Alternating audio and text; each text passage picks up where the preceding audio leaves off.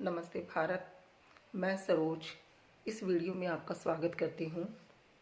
इन 4 लाइनों से, इन 4 पंक्तियों से हम इस वीडियो की शुरुआत करेंगे कि कौन जीता है, कौन जीता है, कौन हारा है। एक बार फिर से सुनिएगा कि कौन जीता है, कौन हारा है, ये भ्रम जाल क्यों फैलाया है।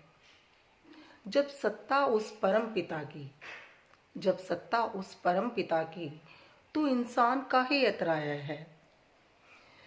कहने का मतलब कि हमारे आसपास के माहौल में आपको ऐसे बहुत सारे लोग मिल जाएंगे जो एक दूसरे की मानसिक शांति को भंग करते रहते हैं, एक दूसरे से जलस, ईर्ष्या, द्वेष सब कुछ रखते हैं। आपने देखे भी होंगे। आज हम बात कर रहे हैं 2 राजाओं की। एक कौशल देश के राजा थे और एक काशी देश के राजा। अब जो कौशल देश के राजा थे वो अपनी प्रजा यानी अपनी जनता का बहुत ध्यान रखते थे। उनके राज में जनता बहुत सुखी थी।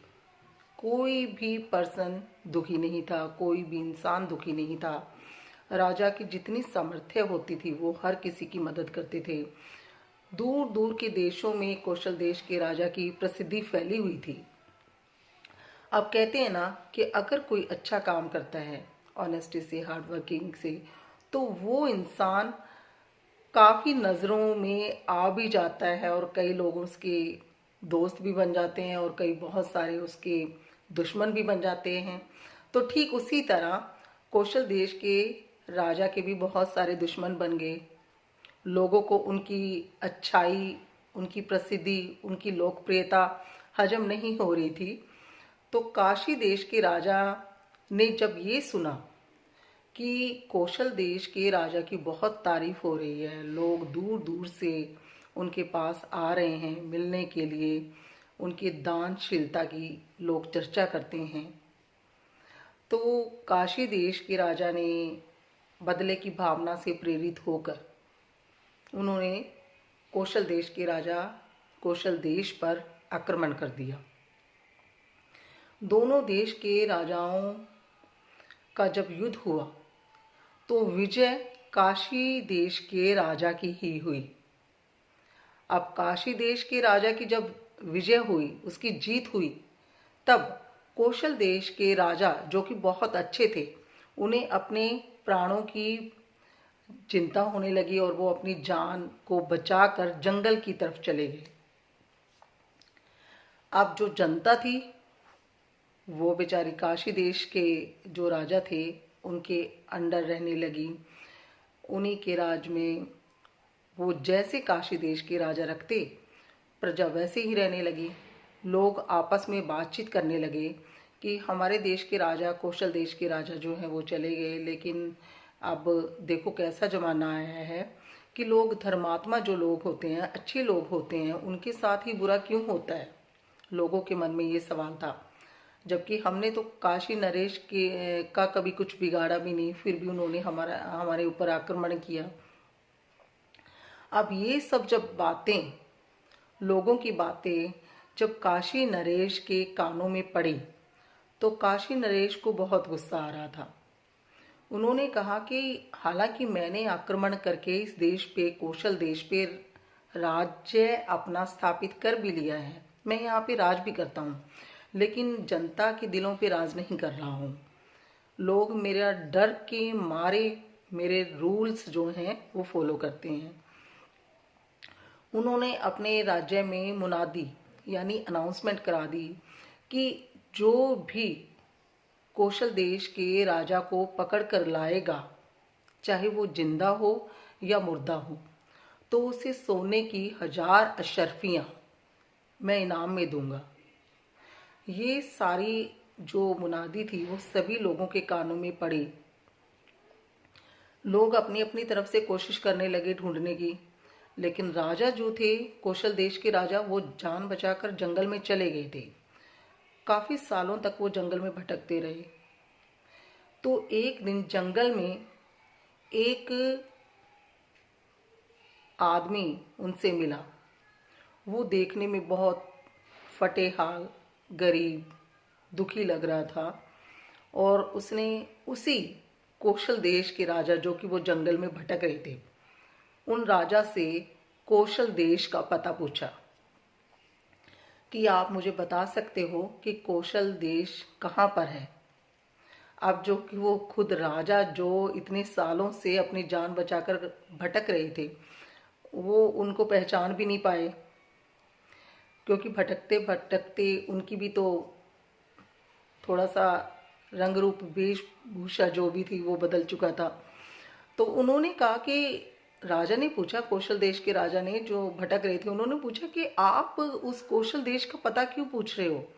उस पर तो काशी नरेश जो हैं, काशी के राजा जो हैं, उनका कब्जा हो गया है, आप क्यों जाना चाहते हो ऐसे ऐसे अभागे देश में? तब व्यक्ति ने कहा कि मैं इसलिए जाना चाहता हूँ कि मैंने उस देश की प्रसिद्धि सुनी है कि वहाँ पर बहुत दान दिया जाता है और लोगों की मदद की जाती है। तब कौशल देश का राजा, जो जंगल में थे, उन्होंने ये तो नहीं बताया कि मैं राजा हूँ, तो उन्होंने कहा कि चलो, वो जो मदद मांगने आया था वो आदमी उसके सामने रो पड़ा कि मेरे पास इतने सारे पैसे भी नहीं हैं, जरा भी धन की व्यवस्था नहीं है ताकि मैं अपने परिवार का, अपने बच्चों का पालन पोषण कर सकूं। तो वो उस राजा के सामने रोने लग गया। तब खुद कौशल देश के राजा, उन्होंने स्वयं उस व्यक्ति का हाथ पकड़ा और कहा कि मैं आपकी मदद करने को तैयार हूँ, आप मेरे साथ चलें।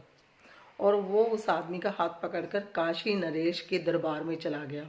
जो काशी के राजा थे ना, जो कौशल देश की राजा की गद्दी पर बैठे हुए थे, यानी कौशल देश, तो वहां पे दरबार में चले गए और उन्होंने उनसे कहा, काशी नरेश को, कि मैं ही कौशल देश का राजा हूं। तो आपने अनाउंसमेंट, आपने ना मुनादी करवाई हुई थी कि जो भी राजा को जिंदा या मुर्दा पकड़ के लाएगा तो आप 1000 रुपये की अशर्फियाँ उसे दो, 1000 जो सोने की मुद्राएं हैं आप उन्हें दोगे। तो मेरी ये आपसे विनती है काशी के राजा कि आप वो 1000 जो स्वर्ण मुद्राएं देने वाले थे ना, वो आप इस आदमी को दे दो, ये बहुत विपत्ति में है, दुख में है, संकट में है। काशी के राजा ये देखकर बहुत हैरान हो गए। उन्होंने कहा कि वाकई जो मैंने सुनी थी बात कि आप लोगों के दिलों के दुख दर्द को समझते हो, उनकी मदद करते हो, आपने अपनी जान की परवाह नहीं की और आपने इसकी मदद करने के लिए आप खुद दरबार में पेश हो गए हो। मतलब वाकई कि लोगों ने जो आपके बारे में कहा, आपके व्यवहार के बारे में कहा, आपके राज्य के बारे में कहा, वो सच है। ये उनकी राजा, कौशल देश के राजा की दानशीलता और उनका प्यारा सा व्यवहार देखकर काशी नरेश ने अपने सिर का मुकुट उनके चरणों में रख दिया और कहा कि मुझे अब जाने की आज्ञा दो और आप है ना इस आदमी की जितनी चाहे, जैसे भी चाहे, किसी तरह आप मदद कीजिए, चाहे आप जैसे मर्जी करो, आप मदद आप खुद करें, क्योंकि मैं अब इस कौशल देश में रहूँगा नहीं, मैं काशी ही वापस जाऊँगा।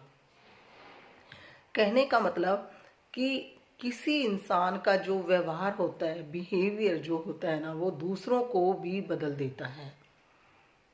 चाहे दूसरे, चाहे आपके लिए कितने भी नफरत क्यों नहीं दिलों में लेकर बैठे होते हैं, लेकिन फिर भी जो अच्छा इंसान होता है ना, वो कभी भी किसी की आंखों में आंसू आने ही नहीं देता। वो लोगों के दुखों को, लोगों के दर्द को देखकर वो खुद भी रो पड़ता है। यही सबसे बड़ी पहचान है अच्छे लोगों की। तो आई थिंक, मुझे लगता है कि हमें समाज में अच्छाई फैलानी चाहिए, क्योंकि लाइफ का कुछ पता नहीं होता, हर सेकंड का हमें कुछ पता नहीं है। जीवन है तो मृत्यु भी है। इस बात को ध्यान में रखकर हमें अपने अंदर अच्छे वैल्यूज, अच्छे आचरण होने चाहिए, स्थापित करने चाहिए। अगर आपको लगता है कि ये वीडियो आपको अच्छा लगा तो सब्सक्राइब, लाइक एंड शेयर ज़रूर कीजिएगा, क्योंकि समाज को अच्छे लोगों की ज़रूरत है। नमस्कार।